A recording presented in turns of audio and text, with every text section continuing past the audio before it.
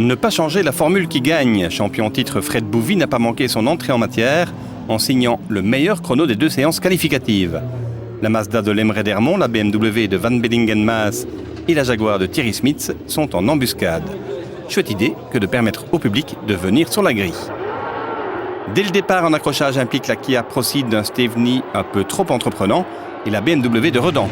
Heureusement, le peloton parvient à éviter l'hécatombe. On revoit la scène depuis la Seat de Pierre-Yves Cortals qui évite le choc au prix d'un beau réflexe.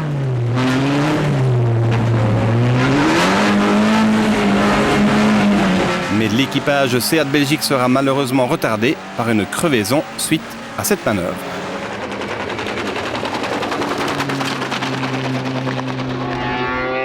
Devant, David Dermont est parti comme un boulet de canon. La Mazda RX-8 est en tête, mais la japonaise va devoir rapidement repasser par son stand, victime d'ennuis électriques. L'épingle de Bruxelles et le double gauche qu'il est arrêté là-bas. La voie est libre pour Fred Bouvy et Ruben Maas qui entament un joli mano à mano.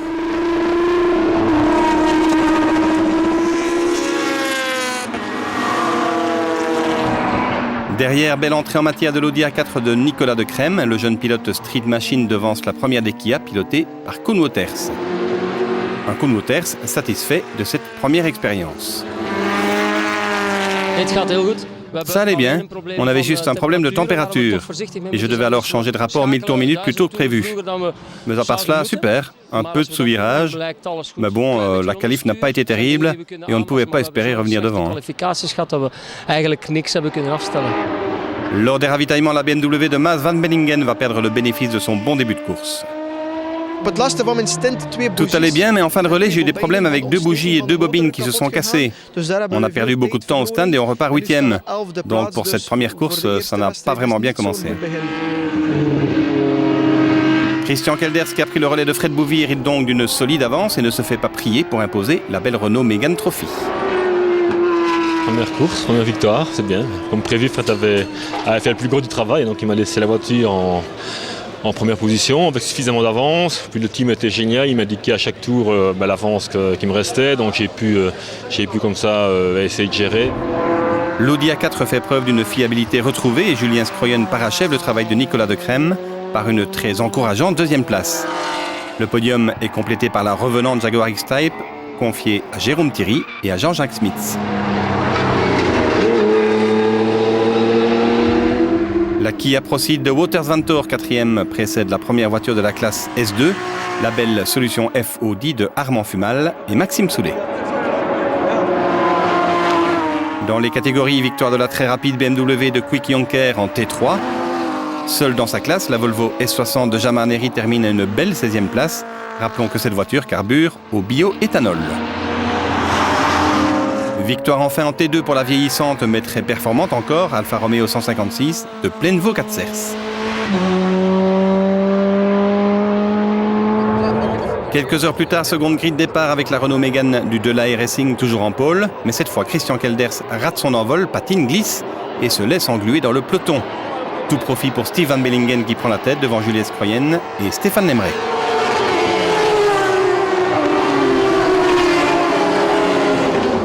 Mais une fois encore, la Mazda RX-8 devra baisser pavillon, victime des mêmes problèmes électriques.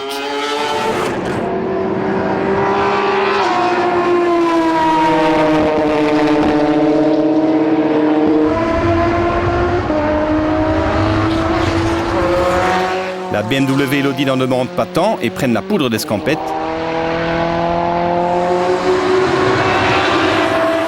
Derrière, Kelders et la Renault s'expliquent avec la Kia de Jan de Kriel.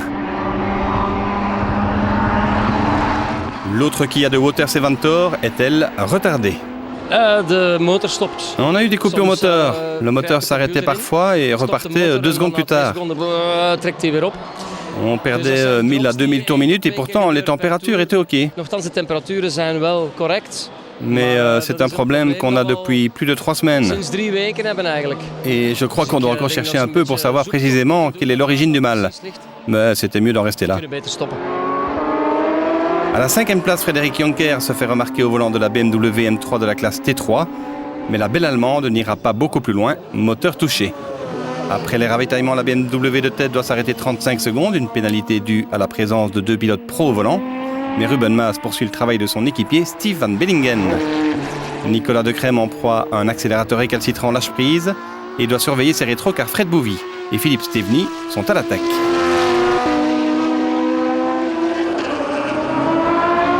Mais la Renault et la Kia vont lâcher prise.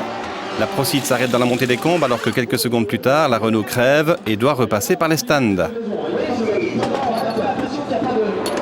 L'Audi est désormais sans concurrente directe, deuxième bonne performance de la journée pour le jeune duo Scroyen-Decrème. C'est vrai que c'est un très beau premier week-end pour nous. Ça nous permet de prendre de gros points pour le championnat. Et puis c'est bien de partir après une première course et de savoir que la voiture a le potentiel d'en gagner plusieurs. Mais la victoire dans cette deuxième course, elle est pour la BMW du KS Motorsport de Steve Van Bellingen et Ruben Maes, malchanceux en début de journée. Bouvy, reparti comme un obus après sa crevaison, termine 3e. La deuxième BMW KS est 4e avec la paire Werner Monens-Berthe Rodan.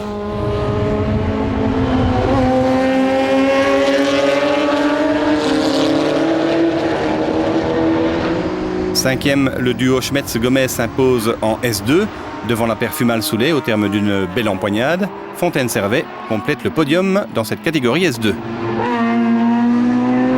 Les Seat étaient présents en force dans la catégorie T3 après le retrait de la BMW de Quick. C'est la Leon Supercopa de Van Riel Adriansens qui s'impose. La Seat de Cortals de Groot a de nouveau été victime de crevaison. Quant au champion en titre Pierre-Yves Roseau, son week-end a été calamiteux avec 2 abandons.